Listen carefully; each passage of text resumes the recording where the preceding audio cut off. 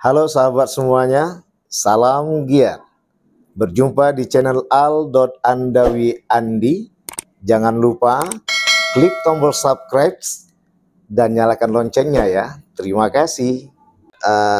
Setting-settingan. Baik, itu untuk latar belakang masalah, itu mengantar kepada rumusan masalah.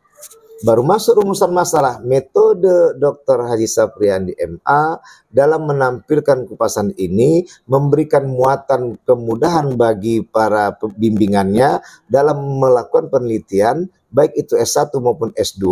Ia selalu menambahkan bahwa ada 3 rumusan masalah.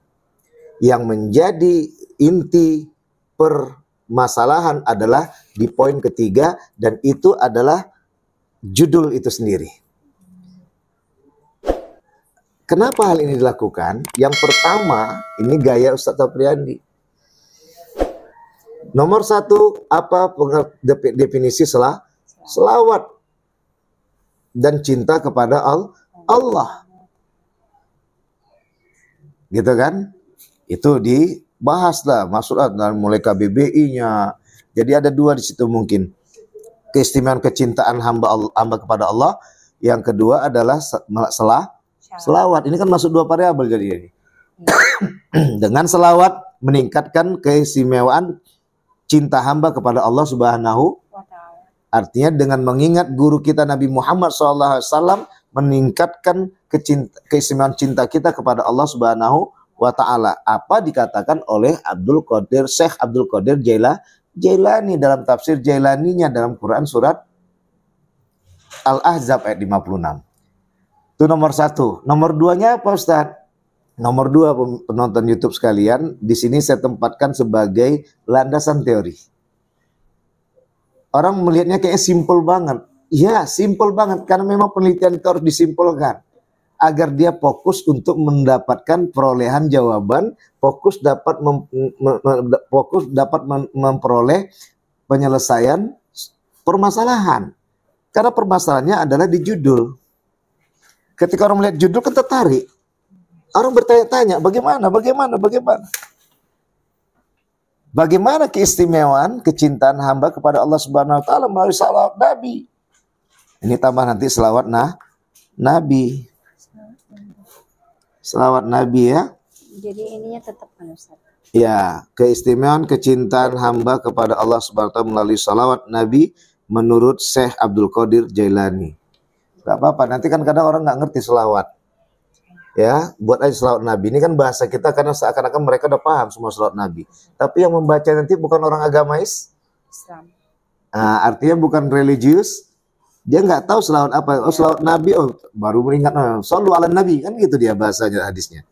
Ya, oke. Jadi di bab 2 itu landasan teori. Apa dia isinya?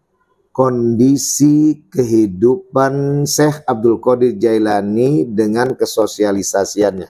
Ada kondisi sosial Syekh Abdul Qadir Jailani. Kondisi sosial Syekh Abdul Qadir Jailani atau kondisi kehidupan sosial Syekh Abdul Qadir Jailani. Apa tujuannya?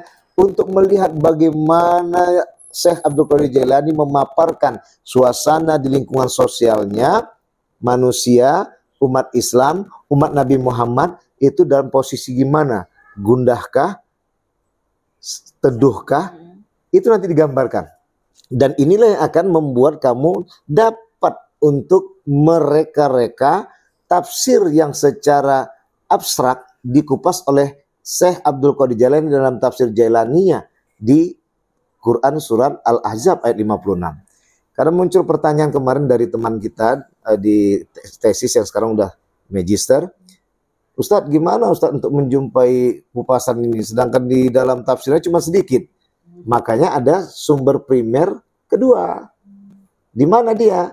Di mana penulis Syekh Abdul Qadir Jailani ada menulis sebuah buku yang ia kembangkan pemikirannya di buku tersebut, yang pemikirannya itu terkontribusi dari tafsir yang dia dapat, yang dia tidak bisa banyak menulis tentang pemahaman selawat itu di dalam Al-Quran yang dia tafsirkan atau dalam tafsir dia. tafsir beliau. Bisa dipahami? Itulah bab 3 tadi, kondisi sosial atau kondisi kehidupan sosial Syekh Abdul Qadir Jailani berhubungan dengan judul. Ini kan suasana batin dan lahir umat Islam. Bahkan di YouTube kemarin juga Ustaz dapat lihat di channel lain ketika orang non-muslim mendengar selawat, teduh hatinya. Menarik nih, nanti lihat di YouTube. Tinggal nanti cantumkan YouTube channel ini, link ini. Iya gitu. Nanti tinggal tonton. Bagaimana teduhnya, itu nanti lihat tuh, ada YouTube tuh ketika mendengar Al-Quran, ketika mendengar selawat. Bisa dipahami? Bisa, Pak. Ini diangkat. Oke, itu yang bab 3. Yang bab 4-nya mana? Inilah dia.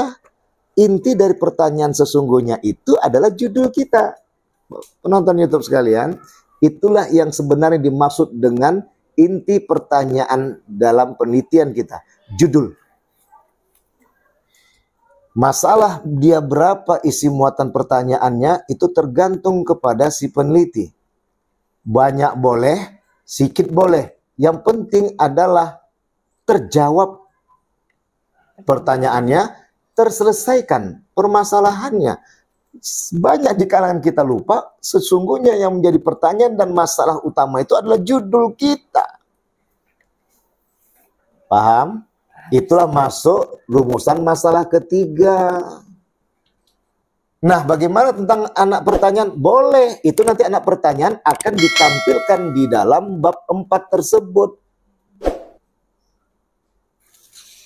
Selawat menurut Abdul Qadir Jailani. Syekh Abdul Qadir Jailani, afwan. Salawat menurut Syekh Abdul Qadir Jailani. Cinta kepada Allah menurut Syekh Abdul Qadir Jailani. Keistimewaan cinta kepada Allah menurut Syekh Abdul Qadir Jailani.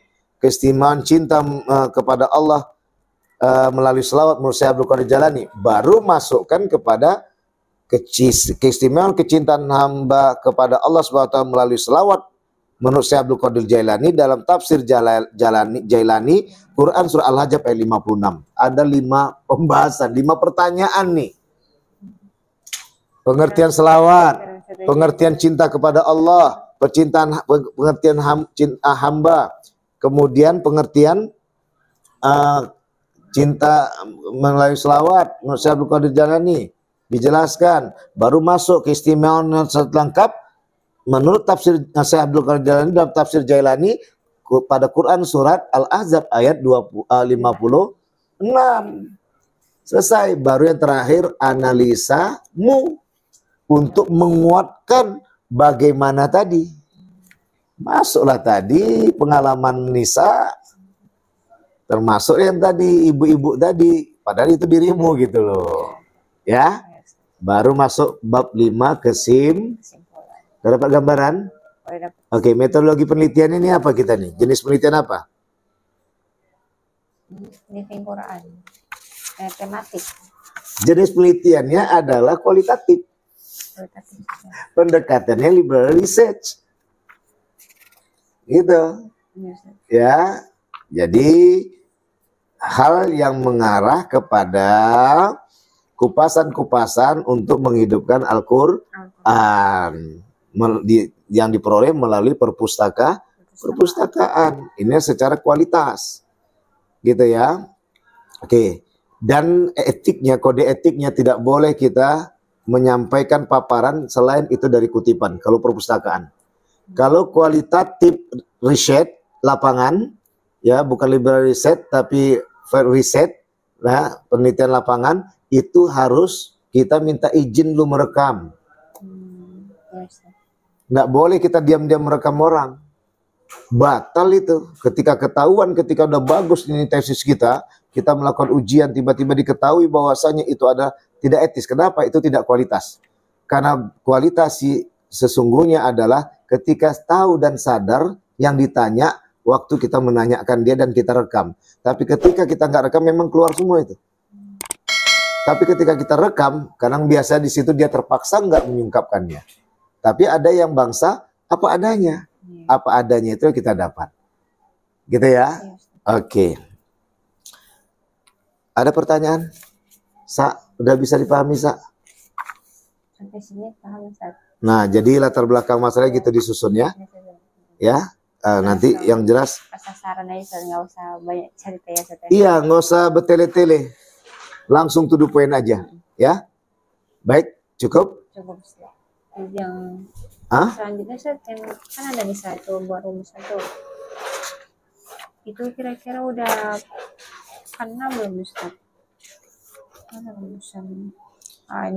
Ini rumusan masalah, ya. Ini tadi kan yang itu makanya tadi maunya direkam juga tuh.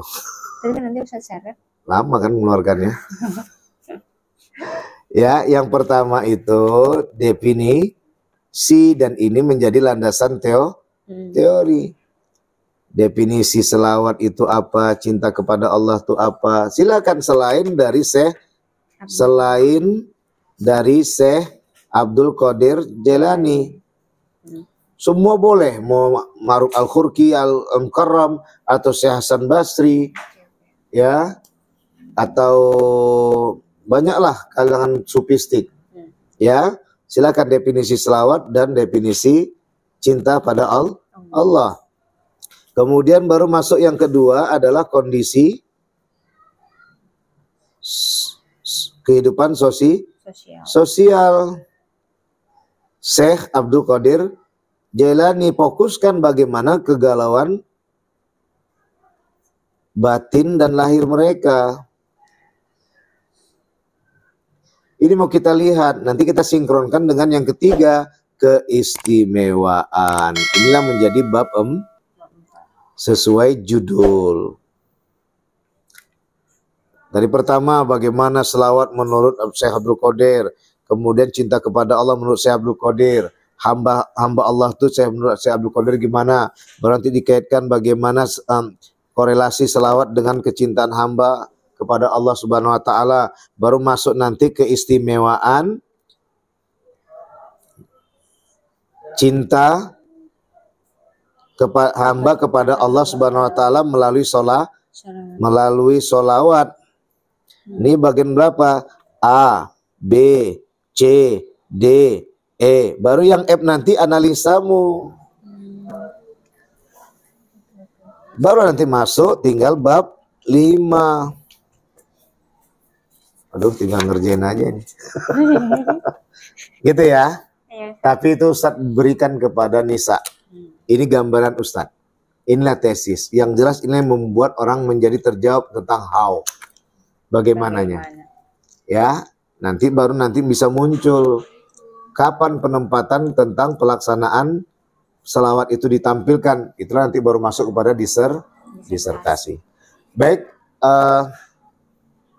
saya rasa cukup sekian penampilan cukup sekian dalam konten kita kali ini dengan bimbingan tesis bersama